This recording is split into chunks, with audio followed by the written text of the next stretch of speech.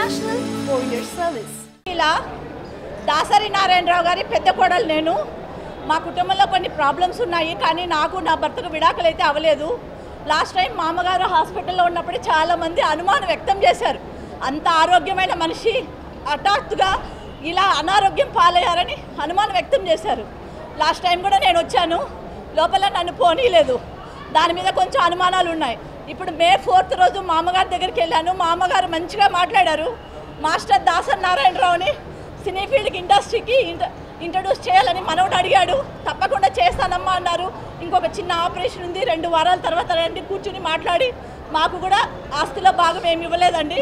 2 వారాల తర్వాత కూర్చుని చేస్తానమ్మా, ఎంతోమందికి జీవితాలు ఇచ్చినాను, మీకు అన్యాయం చేయను, నా మనవడిని నేను తీసుకుంటాను దగ్గరికి అన్నారండి. అంతలోపల ఇలా జరిగింది.